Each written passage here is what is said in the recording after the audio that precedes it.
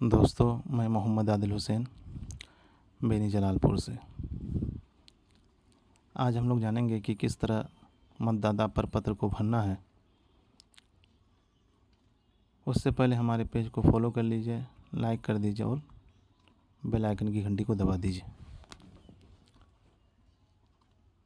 ये जो फॉर्म आप देख रहे हैं, इस तरह का 2 फॉर्म आपको BLO के माध्यम से दिया जाएगा।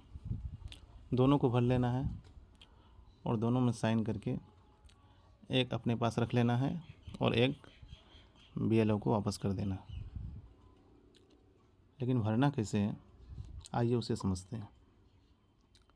सबसे पहले यहाँ जो देख रहे हैं ऊपर कोने में आपका एपिक नंबर है, उसके बाद आपका नाम है, उसके बाद आपका पता है, उसके बाद आपका राज्य का नाम है, उसके बाद आपका क्रमांक संख्या है और आप जहाँ पर जाके वोट करते हैं उसका भी पता है। तो इस प्रपत्र को भरना कैसे है,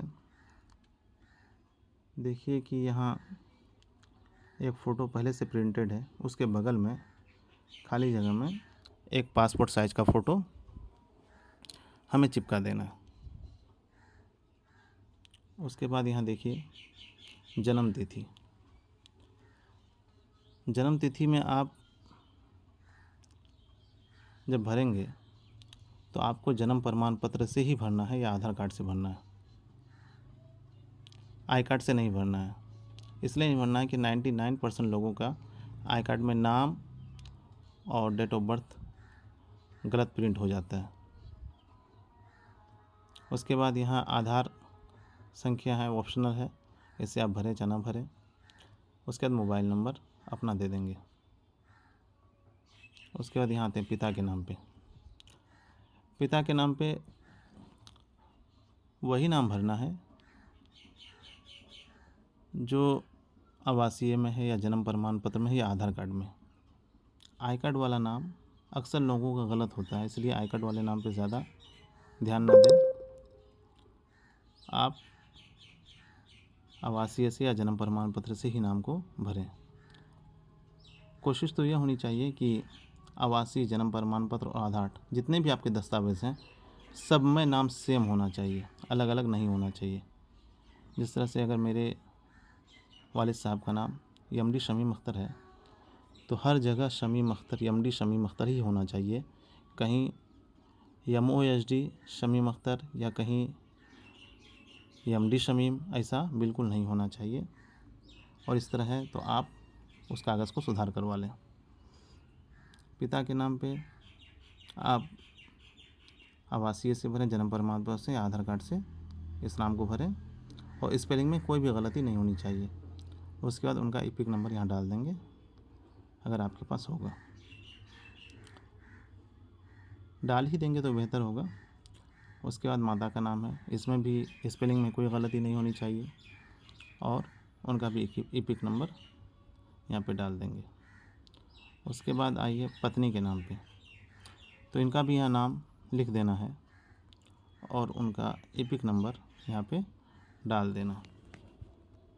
लेकिन इन तमाम चीज़ों में समझने की बात यह है, वो ये है कि आपका तमाम दस्तावेज़ में नाम एक ही होना चाहिए, अलग अलग नहीं होना चाहिए। अगर मेरा नाम MD आदिल हुसैन है तो तमाम दस्तावेज़ में MD आदिल हुसैन ही होना चाहिए। कहीं आदिल हुसैन, कहीं MD के बाद एक बुंदा दे देता है, वो लोग करते हैं अक्सर, वो भी बहुत ख़तरनाक है। अगर वो है किसी में तो उसको हटा दें, या अगर सब में है तो कोई बात नहीं। यानी नाम स्पेलिंग में थोड़ी सी भी मिस्टेक नहीं होनी चाहिए। इसको भरने के बाद यहाँ घोषणा लिखा हुआ है, तो घोषणा क्या करना है, मैं 18 वर्ष से अधिक का हूँ, ये बात सही है, तभी मेरा मतदाता सूची में नाम जुड़ा है। अब देखिए यहाँ बॉक्स बना हुआ है, बॉक्स में लिखा हुआ है मेरा जन्म भारत में 1/7/1987 से पूर्व हुआ है। तो यहाँ पे आपको टिक लगा देना है इस बॉक्स में, अगर 1987 से पहले हुआ है। तो इसमें 2 कैटेगरी है, 1987 से पहले हुआ है तो इसमें ये है जो आपका 2003 के वोटर लिस्ट में नाम है या नहीं है। अगर 2003 के वोटर लिस्ट में नाम है तो आपको कोई कागज़ अलग से देने की ज़रूरत नहीं है, सिर्फ यही फार्म भर के दे देंगे तो हो जाएगा। और अगर 1987 से पहले हुआ है और 2003 के वोटर लिस्ट में आपका नाम नहीं है तो आपको करना क्या है, देखिए अपने जन्म तिथि या जन्म स्थान के प्रमाणित करने के लिए नीचे दी गई सूची में से कोई भी दस्तावेज़ उपलब्ध कराएं। यानी वही, या तो आप जन्म प्रमाण पत्र दें या निवास दे दें, या 11 दस्तावेज जो है वो आपको हम लास्ट में संलग्न कर देंगे। दूसरा आता है, मेरा जन्म भारत में 1/7/1987 और 2/12/2004 के बीच हुआ है। यानी 1987 से 2004 के बीच जिनका जन्म हुआ है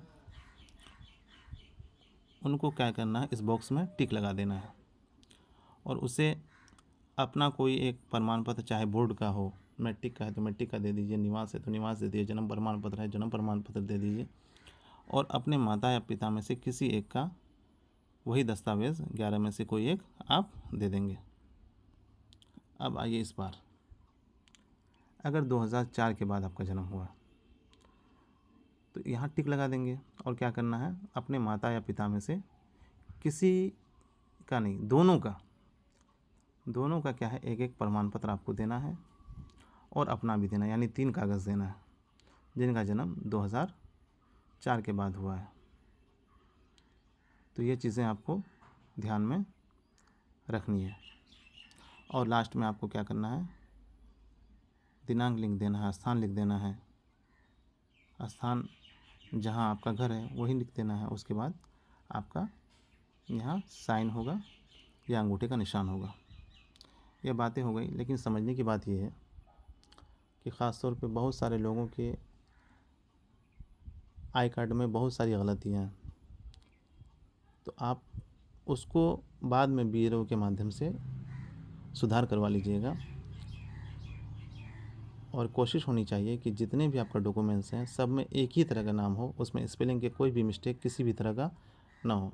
और एक गलती और होती है, जिस तरह से किसी का कई बच्चे हैं तो सभी बच्चे के पिता के नाम की जगह अलग अलग नाम हो जाता है। जिस तरह से अगर मेरा ही वालिद का नाम, पिताजी का नाम शमीम अख्तर है, MD शमीम अख्तर है, तो मेरे दस्तावेज़ में उनका MD शमीम अख्तर है।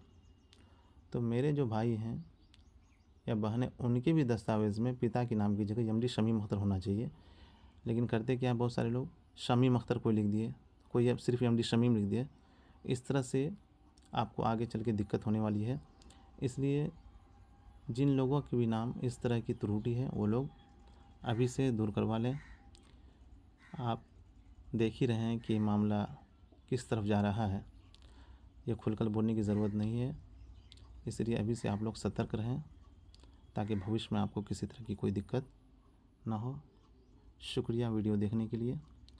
आप लोगों से गुजारिश है कि ये वीडियो अपने दोस्तों तक, अपने रिश्तेदारों तक पहुंचा दें ताकि उन लोगों को फार्म भरने में आसानी हो।